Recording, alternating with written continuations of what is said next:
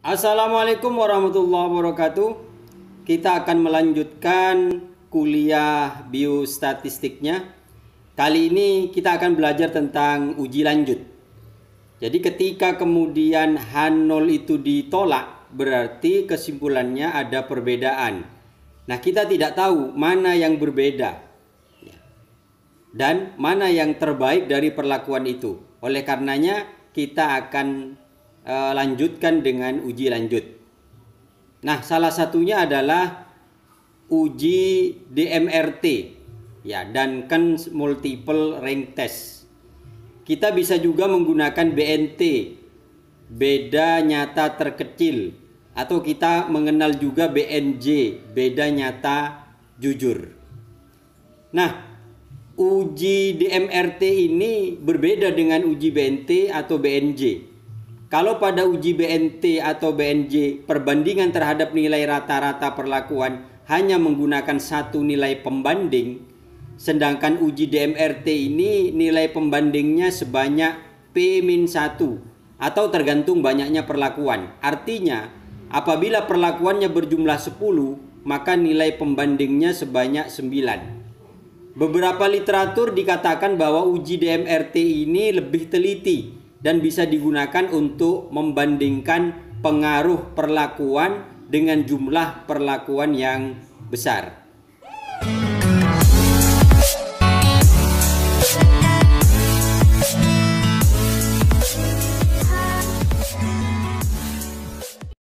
Contoh berikut, ini contoh penelitian dengan RAL.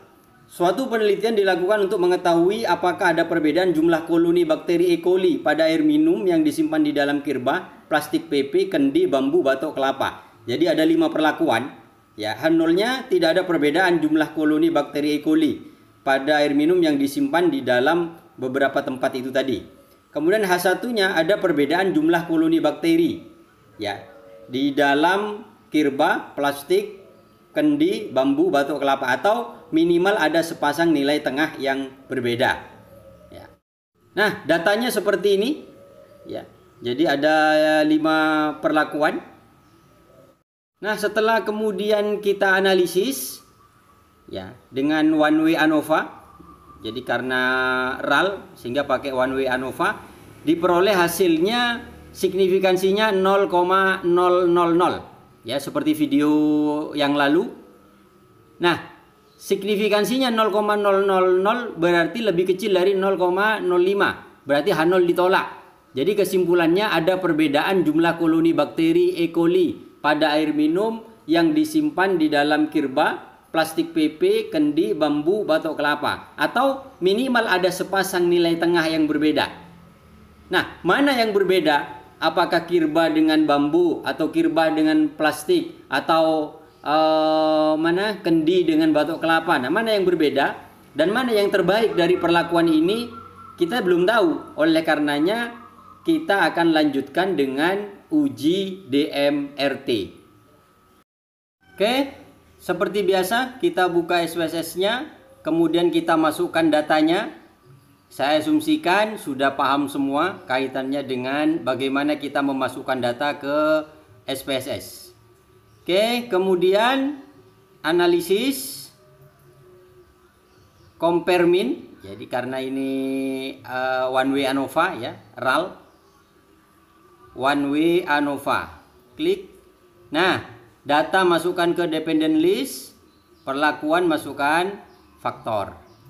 Nah, untuk uji DMRT kita akan klik ini post hoc. Oke, saya ulangi lagi, kita klik post hoc. Oke, klik post hoc. Nah, kita pilih di sini. Kalau BNT kita akan centang LSD ini.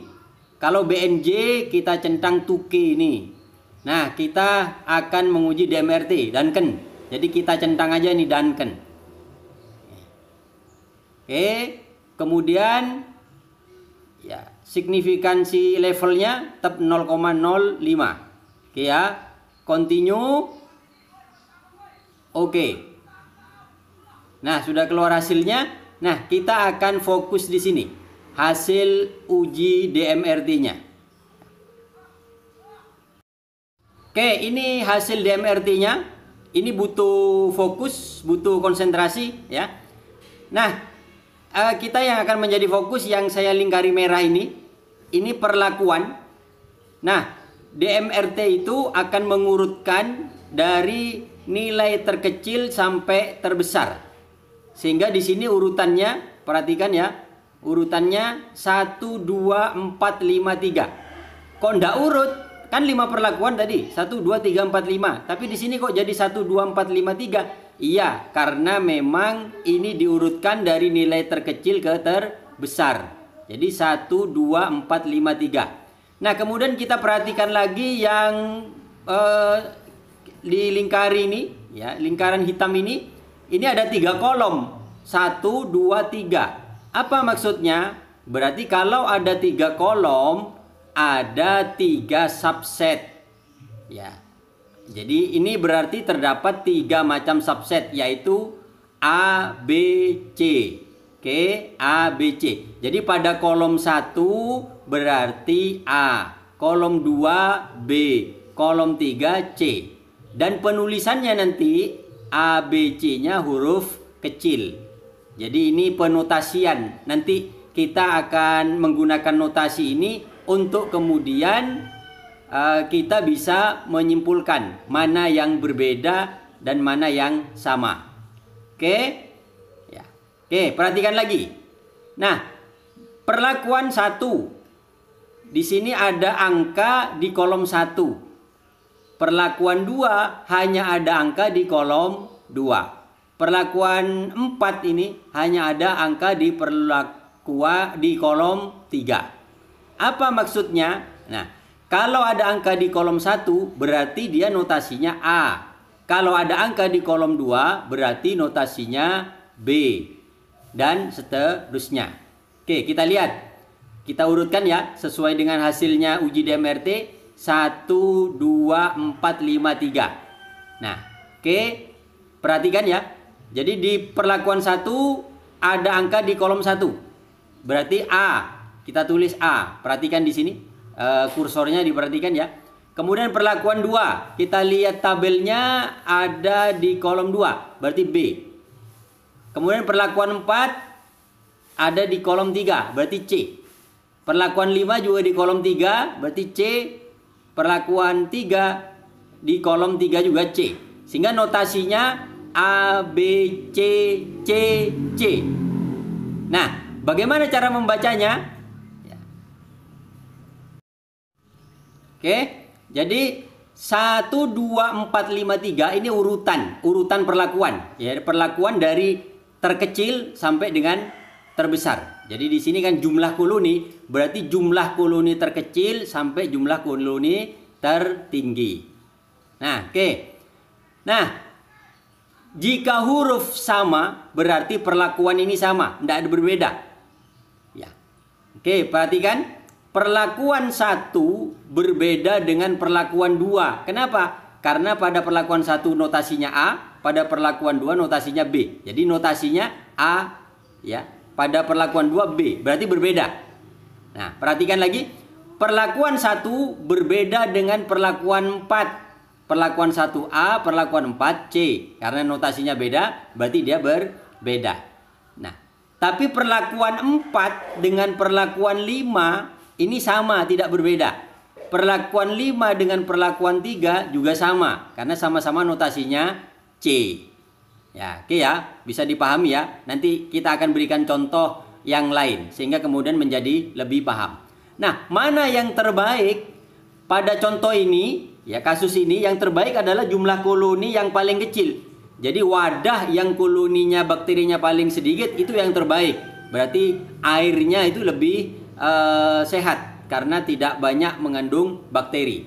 Sehingga kalau dikatakan mana yang terbaik berarti koloni yang paling kecil. Yang paling kecil berarti yang paling atas. Yang mana yang paling atas? Berarti perlakuan 1 ini yang terbaik. Apa perlakuan 1?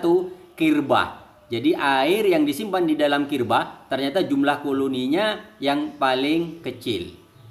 Oke. Oke, ini contoh lagi hasil uji DMRT. Ini contoh agar kemudian bisa lebih paham terkait dengan bagaimana memberikan notasi. Oke, ini hasil panen 7 varietas padi. Jadi ada 7 varietas, 1, 2, 3, 4, 5, 6, 7. Nah, hasil dari uji DMRT diurutkan oleh uji DMRT. Jadi urutannya, perhatikan, 1, 2, 6, 4, 5, 3, 7. Jadi ini urutan dari hasil panen terendah sampai tertinggi. Oke, nah perhatikan kolomnya ya. Ada 4 kolom, ada subset, ada 4 kolom subset ini. Berarti ada 4 huruf A, B, C, D. Oke, A, B, C, D. Nah, perhatikan. Untuk perlakuan 1 ada di kolom 1, berarti A. Untuk perlakuan 2 ada di kolom 2. Perlakuan 6 ada di kolom 2, berarti B, ya, B. Oke, perhatikan hasilnya di sini ya. Perlakuan 1 A, perlakuan 2 B, perlakuan 6 B, perlakuan 4 C, perlakuan 5 C, perlakuan 3 D, perlakuan 7 D. Nah, bagaimana membacanya? Jika notasinya sama, berarti dia tidak berbeda. Jadi perlakuan 1 berbeda dengan perlakuan 2. Perlakuan 2 sama dengan perlakuan 6. Perlakuan 6 beda dengan perlakuan 4. Perlakuan 4 sama dengan perlakuan 5. Jadi kalau notasinya sama, berarti tidak berbeda. Perlakuan 1 ya berbeda dengan perlakuan 4. Ya, jadi kalau hurufnya beda, berarti dia berbeda. Nah, mana yang paling bagus? Nah, ini konteks di sini, contoh di sini adalah hasil panen. Hasil panen yang terbagus berarti yang paling banyak. Yang paling banyak berarti paling bawah. Yang di sini yang paling bawah adalah perlakuan 7. Oke, D. Tapi karena perlakuan 3 juga D, berarti perlakuan 3 dan 7 ini ya sama, tidak berbeda. Sehingga kalau dikatakan mana yang terbaik? Yang terbaik adalah perlakuan 7 dan perlakuan 3. Oke, kita lanjutkan contoh berikutnya. Contoh lagi ya, hasil uji DMRT. Di sini kandungan vitamin C dari 5 jenis mangga. Ada 5 jenis mangga. Nah, setelah diuji DMRT diurutkan ya. Ternyata urutannya mulai dari kandungan vitamin C terendah sampai tertinggi. Jadi ini DMRT sendiri yang mengurutkan ya. 1, 2, 3, 5, 4. Oke, 1, 2, 3, 5, 4. Ada berapa kolom? Ada 3 kolom. Berarti 3 subset. Berarti A, B, C. Nah, perhatikan ya. Perlakuan 1 ada angka di kolom 1. Perlakuan 2 ada angka di kolom 1 juga, ada di kolom 2 juga. Nah, gimana nulisnya? Nah, perhatikan. Jadi perlakuan 1 ada angka di kolom 1, berarti A. Perlakuan 2 ada angka di kolom 1, juga ada angka di kolom 2. Berarti nulisnya AB. Perlakuan 3 ada angka di kolom 1, di kolom 2, di kolom 3. Berarti ABC. Perlakuan 5 ada angka di kolom 2 dan kolom 3. Berarti BC. Perlakuan 4 berarti C. Nah, bagaimana membacanya? Perlakuan 1 sama dengan perlakuan 2. Kenapa? Karena mengandung notasi yang sama. Di sini ada A, yang perlakuan 2 AB. Ada notasi yang sama. Berarti dia tidak berbeda. Ya, tidak berbeda. Oke, berikutnya. Perlakuan 2, 3. Ya. Kemudian perlakuan 3 dan 5. Nah, ini sama juga. Nah, perlakuan 5 dan 4. Berarti sama juga. Ada mengandung notasi yang sama. Tapi perlakuan 1 dengan perlakuan 4 itu berbeda. Perlakuan 1 dengan perlakuan 5 berbeda. Perlakuan 1 dan perlakuan 2 sama. Perlakuan 1, perlakuan 3 sama. 3 dan 5 sama. 3 dan 4 sama.